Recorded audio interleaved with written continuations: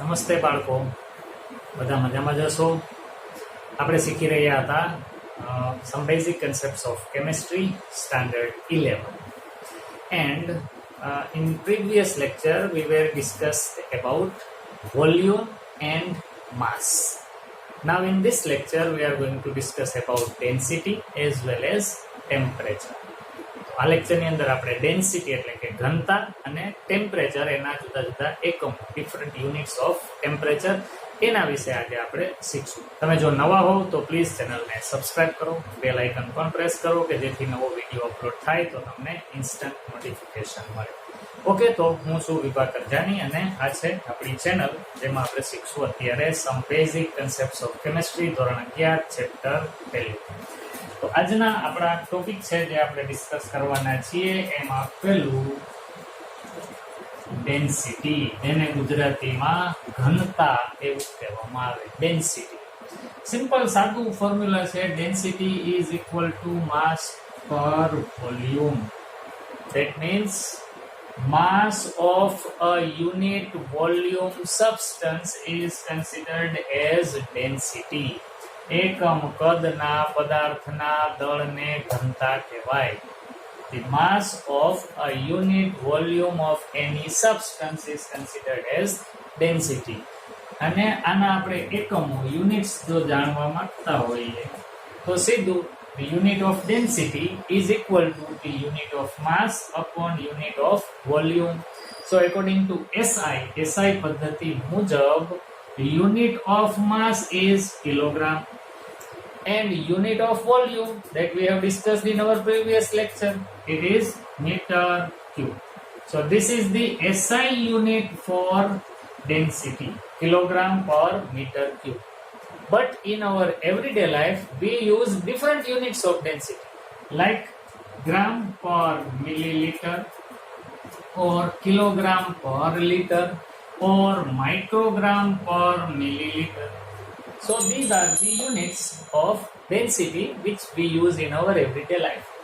But ultimately the SI unit of density will be kilogram per meter cube. કારણ કે દળનો SI unit kilogram, વોલ્યુમનો SI unit metre cube, એટલે kilogram per metre cube એ ડેન્સિટીનો SI unit. હવે density માટે એક વસ્તુ સમજો.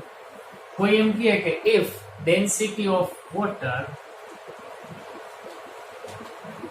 is 1, આવું જો બોલે, that means the density of water is 1, that means the ratio of mass and volume of water is 1. That means the value of mass is equal to the value of volume. આ બેની value સરખી હોય તો જ ઈ cancel થાય ને એનો answer 1 આવે. તો વોટરની ડેન્સિટી 1 છે. that means for water mass is equal to volume. પાણી માટે એનું જે દળ છે એ જ એનું કદ ગણવામાં આવે છે. શું કામે? because density of water is 1. Suppose if somebody says 100 gram water, that means it is 100 ml water because mass is equal to volume. 100 gram is considered as 100 ml. એટલે જો તમને વોટરનું દળ આપી દીધું હોય તો તમે એનું કદ તમારી મેળે નક્કી કરી શકો. જેટલું દળ છે એટલું જ કદ. કોઈ એમ કહે કે 1 કિલોગ્રામ પાણી, તો એનો અર્થ એવો થાય કે 1 લિટર પાણી. એટલે 1 લિટર પાણીને 1 કિલોગ્રામ પાણી કહી શકાય. 1 કિલોગ્રામ પાણી છે તો એનું કદ 1 લિટર છે એવું તમે કહી શકો. પાણી માટે જ આ લાગુ પડે કારણ કે એની ઘનતા 1 છે. તેલ માટે કે બીજા કોઈ પણ પ્રવાહી માટે એનું દળ ઈ જ એનું કદ એવું ના બને. આ ત્યારે જ પોસિબલ બને જ્યારે ડેન્સિટીની વેલ્યુ 1 હોય. જે પદાર્થ માટે ડેન્સિટી 1 હોય એના માટે જેનું દળ ઈ જ એનું કદ થાય. એટલે for water density is 1, therefore mass of water is equal to the volume of water. If somebody says I have 500 milliliter of water, then we can say that you are having 500 gram of water. 500 ml is equal to 500 gram. Or somebody says I have 2 liter of water, that means he is having 2 kilogram of water. So this is all about density બહુ જ નાનો topic હતો density, એના વિશે આપણે આટલી માહિતી હોવી જોઈએ. પાણીની ડેન્સિટી 1 છે એટલા માટે એનું દળ ઈ જેનું કદ થાય. ચાલો આગળ હવે આપણે શીખવાનું છે ટેમ્પરેચર. તો ટેમ્પરેચરમાં જુદા જુદા 3 યુનિટ આપણે સાંભળેલા હોય, ઉપયોગમાં પણ લીધા હોય. ટેમ્પરેચર તો સૌથી પહેલી વાત કે temperature can be measured in either degree Celsius or degree Fahrenheit or Kelvin. These are 3 different units in which temperature is measured. Degree Celsius, degree Fahrenheit and Kelvin. અહીંયા ડિગ્રી એવું નથી હું બોલતો, બોલવાનું પણ નહીં, લખવાનું નહીં. કેલ્વિનમાં ડિગ્રી લખાતું નથી, ખાલી કેલ્વિન. પણ ફેરનહીટ અને સેલ્સિયસમાં આગળ ડિગ્રી લખાય. શું કામ આપણે હમણાં જ સમજશું. ચાલો અહીંથી વાત શરૂ કરીએ. Celsius. Celsius is the name of a scientist who have prepared the very first device to measure temperature.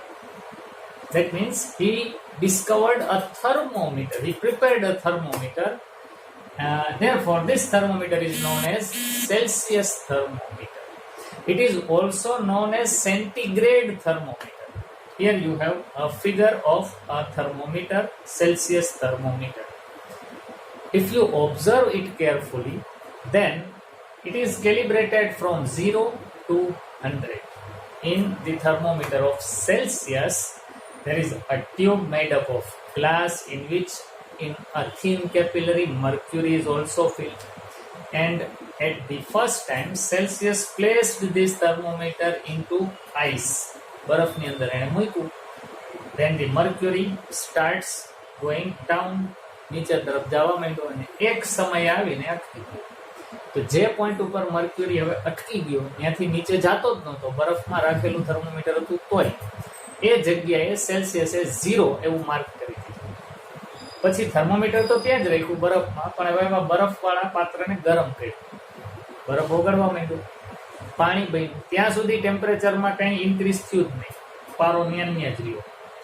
પણ જ્યારે ગરમ કરવાનું ચાલુ જ રાખ્યું ત્યારે હવે પાણી ગરમ થવા માંડ્યું. ધેટ મીન્સ મર્ક્યુરી ઉપર જવા માંડ્યું. પાણી ઉકળવા માંડ્યું ત્યારે મર્ક્યુરી એક જગ્યાએ પહોંચી પછી ઉપર નહોતો જતો. ગેસ ચાલુ જ હોવા છતાંય, પાણી ઉકળતું હોવા છતાંય હવે મર્ક્યુરીનું લેવલ વધતું નહોતું. એ લેવલને સેલ્સિયસે 100 એવું લખી દીધું.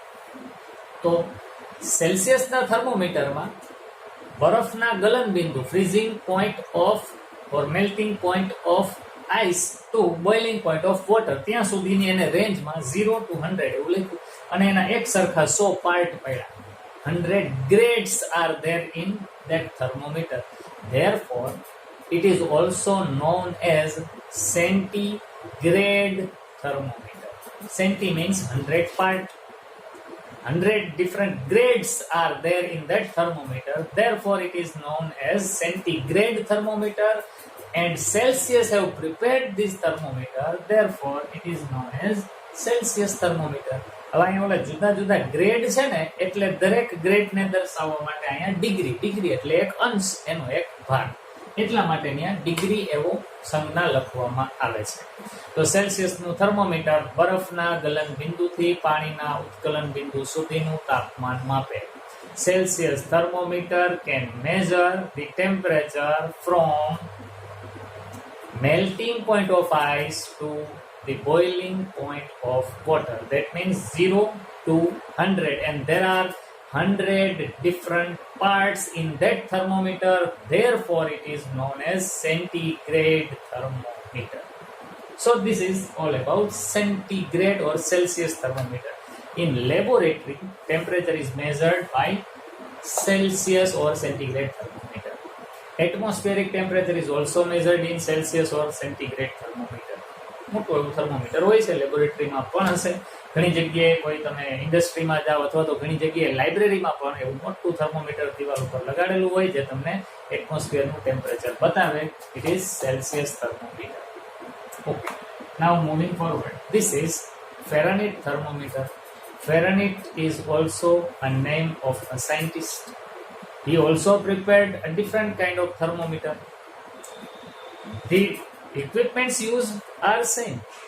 He also used a glass capillary, but it is having very thin capillary and a little amount of mercury is filled inside it.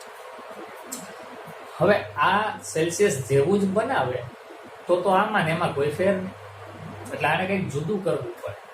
કર્યું તો એને એવું કે એને આ થર્મોમીટરને બરફમાં મૂક્યું, પારો જ્યાં આપ્યો ત્યાં એને 0 લખવાને બદલે 32 લખ્યા. ફિગરમાં તમે જોઈ શકો છો.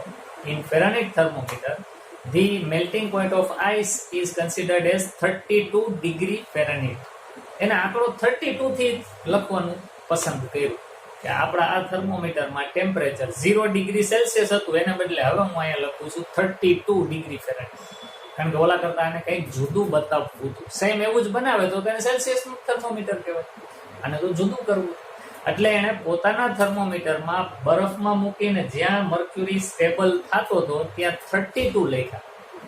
પ્રશ્ન થાય કે એને એવું જ કેમ પૂછ્યું કે 32 જ લખ્યા, બીજો કોઈ આંકડો કેમ નહીં, 10, 20, 50, 100 એવું કંઈક લખવું જોતું હતું. આ 32 થોડુંક વિચિત્ર લાગે. કાંઈ વિચિત્ર નથી બાળકો, થોડુંક વિચાર કરશું એટલે આપણને ખ્યાલ આવશે કે શું કામે 32. એ સમયમાં આંકડાઓના અડધાના અડધા એનાય અડધા એવું કરીને લોકો ઘણી બધી જગ્યાએ એનો ઉપયોગ કરતા. તો ઇમેજિન કરો થોડીક વાર માટે કે જો એને અહીંયા 10 થી શરૂઆત કરી હોત તો 10 ના અડધા કરો, હવે વિચાર કરીએ 10/2 તો આવે 5. હવે કોઈ એમ કે 5 ના અડધા કરવા છે તો હવે આવો આવે ફ્રેક્શનલ નંબર આવે 2.5. તો એ થોડુંક વ્યવહારમાં તકલીફ ઊભી કરે, એટલે એને નક્કી કર્યું કે આપણે 32 રાખીએ. 32 ના હાફ કરો આવે 16 હોલ નંબર.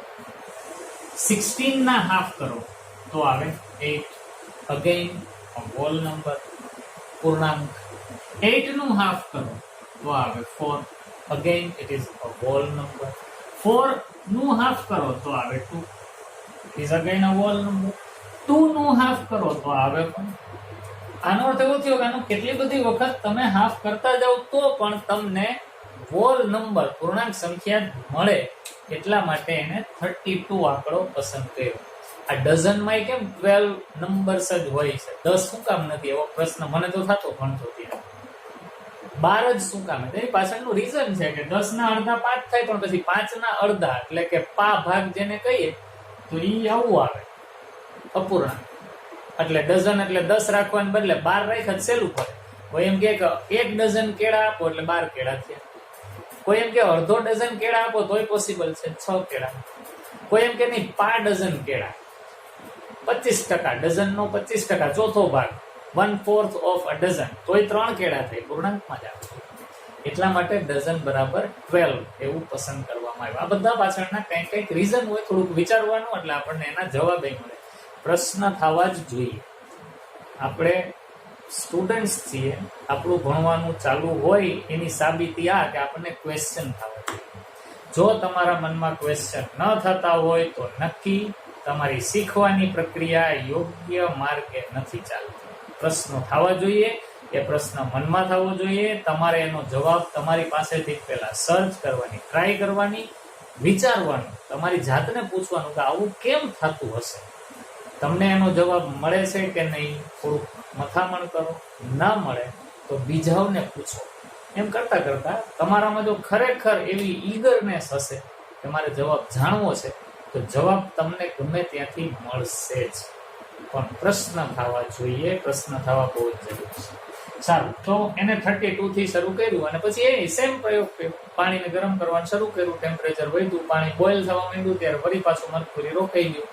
હવે આ જગ્યાએ કે જ્યાં સેલ્સિયસે 100 લખ્યું હતું, આ ભાઈએ ત્યાં 212 લખ્યું, 212. હવે સેલ્સિયસના થર્મોમીટરમાં 0 થી 100 એટલે ટોટલ પાર્ટ્સ કેટલા? તો કે 100. That's why it is centigrade thermometer. But in the Fahrenheit thermometer there are total parts 212 minus 32, that means 180. So in Fahrenheit thermometer there are 180 parts, while in Celsius thermometer there are 100 parts. Both thermometer can measure the temperature from melting point of ice to boiling point of water, but the figures are different. According to Celsius thermometer, the melting point of ice is 0 degrees Celsius and boiling point of water is 100 degrees Celsius. While in case of Fahrenheit thermometer, the melting point of ice is 32 degree Fahrenheit and boiling point of water is 212 degree Fahrenheit. Mostly Fahrenheit thermometers are used by doctors to measure the temperature of body. આપણા શરીરનું તાપમાન માપવા માટે doctor જે થર્મોમીટરનો ઉપયોગ કરે એ Fahrenheit thermometer હોય. એટલે જ્યારે કોઈ એમ બોલે કે 102 ડિગ્રી તાવ છે તો એ ડિગ્રી આ નથી, આ છે. ઇમેજિન તો કરો 102 ડિગ્રી સેલ્સિયસમાં તાવ હોય તો માણસનું શરીર એટલું ગરમ હોય કે એના ઉપર પાણીનો છાંટો પડે એટલે છૂમ થાય. શું કામે? તો પાણી તો 100 ડિગ્રી જ ઇવેપોરેટ થઈ જતું હોય અને માણસનું શરીર કઈ 100 ડિગ્રીથી ઊંચું તાપમાન બેર ના કરી શકે. એ 102 ડિગ્રી ફેરનહીટ છે. 38 ડિગ્રીની આજુબાજુ જ આપણા 38 ડિગ્રી સેલ્સિયસની આજુબાજુ જ બોડી ટેમ્પરેચર રહેતું હોય. એનાથી 2 ડિગ્રીનો જો વધારો થઈ જાય સેલ્સિયસમાં તો માણસ મરી જાય, કારણ કે અંદરની બધી જ બાયોકેમિકલ રિએક્શન સ્ટોપ થઈ જાય. એ પણ તમે ભવિષ્યમાં ધીમે ધીમે જાણશો અને ભણશો. સારું, તો this is all about degree Celsius and degree Fahrenheit. Now we are going to learn the relation between degree Celsius and degree Fahrenheit. બહુ કામનું ફોર્મ્યુલા છે જેનો ઉપયોગ કરીને આપણે MCQ પણ સોલ્વ કરવાના થશે. કેલ્વિન સ્કેલ વિશેની ડિસ્કશન આપણે આ લેક્ચરમાં નહીં સમાવી શકીએ, કારણ કે તો પછી સમય વધી જશે. એ આપણે નેક્સ્ટ લેક્ચરમાં લઈશું. અત્યારે આ બે વચ્ચેનું રિલેશન આપણે શીખીએ. ફેરનહીટ અને સેલ્સિયસ વચ્ચેનું રિલેશન. તો degree Fahrenheit is equal to 1.8 degree Celsius plus 32. This is the formula which indicates the relation between degree Fahrenheit and degree Celsius. 1.8. Sometimes it is also written like this. Degree Fahrenheit is equal to 9/5 degree Celsius plus 30. If you write 9/5, then it is also 1.8. આનો ભાગાકાર કરશો એટલે 1.8 આવશે. તો આ બે માંથી કોઈ પણ એક ફોર્મ્યુલા યાદ રાખવાનું કે જેથી તમને સેલ્સિયસ આપેલા હોય તમે એને ફેરનહીટમાં કન્વર્ટ કરી શકો. હવે કોઈ બોલે કે 102 ડિગ્રી ફેરનહીટ તાવ છે તો એને સેલ્સિયસમાં કન્વર્ટ કરજો. આ તમારું હોમવર્ક. અહીં તમારે મૂકવાનું 102 સેલ્સિયસને સબ્જેક્ટ બનાવો, કરતા બનાવો અને જે જવાબ આવે એ મને તમે કમેન્ટ્સમાં લખીને બતાવશો. This is your homework. Relation તમારી સામે છે. હવે આમાંથી એક વેલ્યુ આપેલી હોય ને બીજી પૂછી હોય તો તમે ગોતી શકો. સેલ્સિયસ આપેલા હોય ને ફેરનહીટ ગોતો હોય તો એ પણ ગોતી શકાય. ચેક કરી જોઈએ તો જરાક આપણે એવું કીધું હતું ને કે 0 ડિગ્રી સેલ્સિયસ એટલે 32 ડિગ્રી ફેરનહીટ થાય. તો જુઓ ને 0 મૂકી દો. 0 multiplied by anything becomes 0. That means Fahrenheit is equal to 32. ક્યારે? સેલ્સિયસ 0 હોય ત્યારે. હવે કોઈ એમ કે 100 ડિગ્રી સેલ્સિયસ તો 212 ફેરનહીટ થતા હતા. એવું પણ થશે. જુઓ ને અહીંયા 100 થી મલ્ટીપ્લાય કરો. 100 multiplied by 1.8 is equal to 180. 180 plus 32 means 212. તો આવી રીતના ફેરનહીટ અને સેલ્સિયસના આ રિલેશનને બરાબર મગજમાં રાખવાનું છે. અને તમારું હોમવર્ક આ છે. હોમવર્કમાં તમારે કરવાનું 102 degree Fahrenheit is equal to how much degree Celsius. આ તમારે સોલ્વ કરવાનું છે. કમેન્ટમાં એનો આન્સર પણ લખીને બતાવજો. ગણવાનું છે ફોર્મ્યુલાનો યુઝ કરી. હવે કોઈને એવો ક્વેશ્ચન થાય કે સર સેલ્સિયસ 0 થી શરૂ થાય, ફેરનહીટ 32 થી શરૂ થાય, આ 100 અને ઓલું 212, તો આમાં ક્યાંય એવું ટેમ્પરેચર આવે કે જ્યારે ફેરનહીટ અને સેલ્સિયસના માપ સરખા થાય? તો પ્રેક્ટિકલી તો કદાચ ન પોસિબલ બનતું હોય, પણ આપણી પાસે ફોર્મ્યુલા હોય તો we can derive that temperature theoretically by using some concepts of mathematics. Check કરીએ. ચાલો ક્વેશ્ચન માની લો કે આવો આપણને પૂછવામાં આવે કે at what temperature degree Fahrenheit becomes degree Celsius. Fahrenheit અને સેલ્સિયસની વેલ્યુ સરખી ક્યારે થશે એ આપણે ચેક કરવું છે. તો એના માટે આપણે એઝ્યુમ કરવું પડશે, ધારવું પડશે. Suppose at x temperature degree Fahrenheit becomes equal to degree Celsius. x નામના કોઈ તાપમાને ફેરનહીટ અને સેલ્સિયસની વેલ્યુ સમાન બને છે. તો આપણે આમ કહી શકીએ ને that means degree Fahrenheit is equal to degree Celsius is equal to x. આ બે સરખા છે કોના જેટલા? x જેટલા. હવે ઓલું ફોર્મ્યુલા લગાડવાનું. Degree Fahrenheit is equal to 1.8 degree Celsius plus 32. હવે આ ફોર્મ્યુલામાં જ્યાં જ્યાં તમને ફેરનહીટ અને સેલ્સિયસ દેખાય ત્યાં હું મૂકશું x. તો મૂકતા જઈએ ફેરનહીટ ને બદલે x વત્તા 1.8 સેલ્સિયસ ને બદલે પણ x અને 32. ચાલો હવે તો આનું સાદું રૂપ આપવાનું સિમ્પલ ગણિત છે. અહીંયા પ્લસ ને ભાઈ ઇઝ ઇક્વલ ટુ આવશે. Okay so x is equal to 1.8x plus 32. હવે જુઓ તો આ 1.8x માંથી એક x આ બાજુ જાય 32 આ બાજુ લઈ આપણે એવું ગોઠવી દઈએ આપણે. તો આમ હું લખું છું અત્યારે -32 is equal to 1.8x minus x. x ને અહીંયા લઈ ગયો એટલે માઇનસ થયા, 32 ને અહીંયા લઈ ગયો એટલે માઇનસ થયા. ચાલો હવે 1.8x minus 1x that means 0.8x. તો -32 ઇઝ ઇક્વલ ટુ 0.8x. આવું વધે આપણે તો x જોઈએ that means x is equal to -32 upon 0.8. 8 ચોક 32 ભાગાકાર કરીએ અને 10 થી એને ગુણી નાખવા પડશે કારણ કે અહીં પોઈન્ટ છે એટલે -40.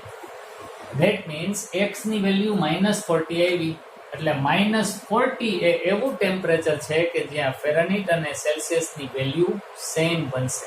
that means -40 degree Fahrenheit becomes equal to -40 degree Celsius. તો આ રીતના આપણે ફોર્મ્યુલાનો યુઝ કરીને ડિરાઈવ કરીશું. તો સૂત્રો ઘણા બધા આવશે સાયન્સમાં શીખવામાં. દરેક સૂત્રનો આપણે આવી રીતના ઉપયોગ કરવાનો, આપણી પોતાની બુદ્ધિ વાપરીને એમાંથી થોડુંક રમવાનું. એ કેમ સાયકલ શીખીએ પછી આપણે છૂટા હાથે હલાવીએ અને બીજી ત્રીજી જુદી જુદી રીતે ચલાવતા પણ શીખીએ ને એમાં આપણને સાયકલ ચલાવવાનો આનંદ આવે. એમ સૂત્ર પણ કોઈ એક આવી જાય તો એને જુદી જુદી રીતના મારી મચડીને કંઈક એની સાથે રમવાનું, જેથી એ ફોર્મ્યુલા આપણને બરાબર મગજમાં બેસી જાય. તો હવેથી યાદ રાખવાનું, at what temperature the value of Fahrenheit and Celsius becomes equal. The answer is -40.